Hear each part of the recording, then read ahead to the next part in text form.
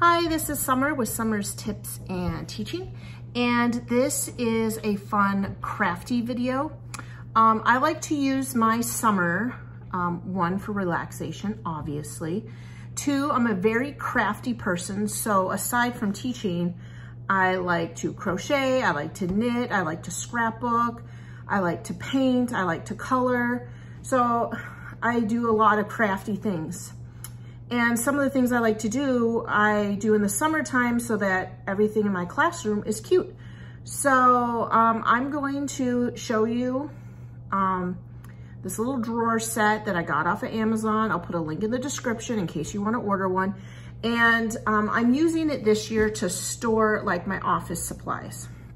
So let me quick show it to you. So this is the little, this is a little drawer set I ordered. I'm downsizing desks because my last one was a giant boat from the 1980s. And I will be putting all of like my office supplies. Unfortunately, I was not careful enough, and these drawers are not long enough for highlighters, markers, pens, or pencils. But I will be putting like thumbtacks and paper clips and glue sticks and all that kind of stuff. So I kind of wanted to show you what I have in mind for this video, for this project. So I have one of these nifty paper cutters where you clip your paper underneath there, and then you put this thing down and it will cut it in a nice straight line. And I have a pack of scrapbook paper that I bought at Walmart 100 years ago, and it's still going strong. My idea is to do rainbow colors: red, orange, yellow, green, blue, purple, all the way across, same colors, but I'm gonna be using these kind of papers. So it's not completely red, orange, you know what I mean? So it has kind of like the color pattern to it.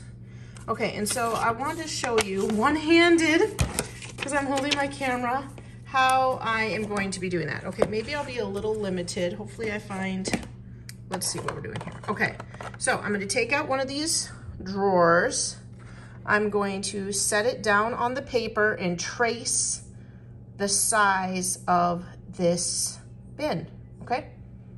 And then I'm gonna do another one. So I'll show you, I'll trace a few of those and then show you the next step.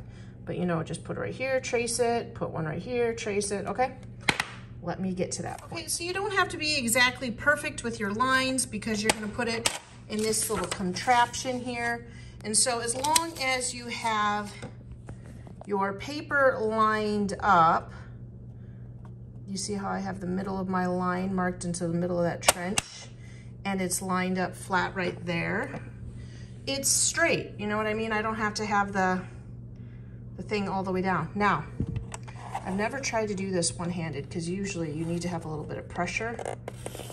There we go. And now I've cut my first strip. I have 1, 2, 3, 4, 5.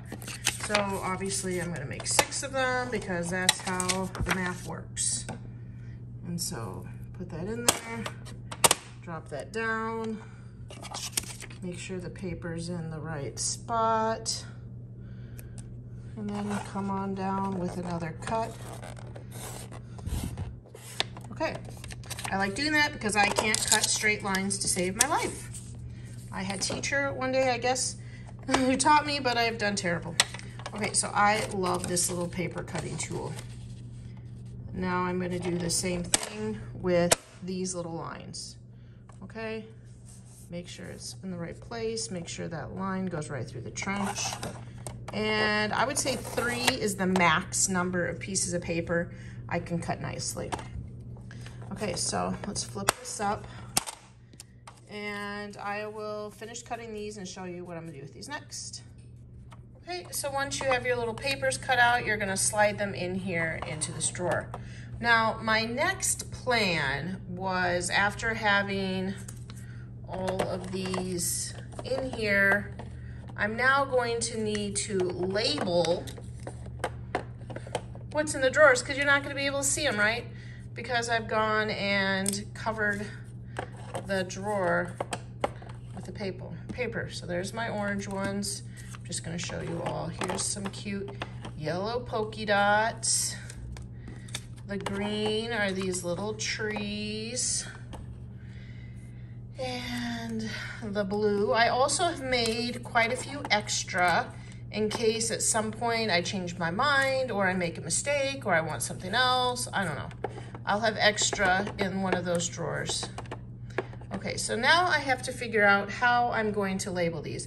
My first thought was that I was going to use my gel roller pens.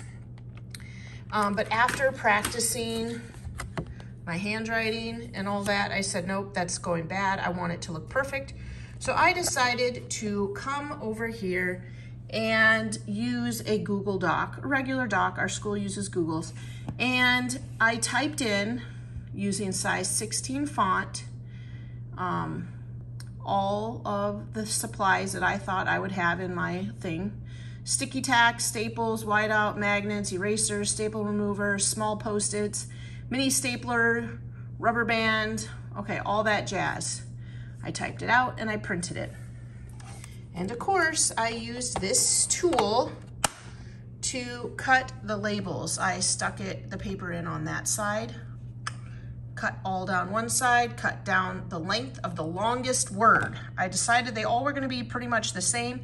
Even if you can see on this one how this word is short, I still measured off of the longer words.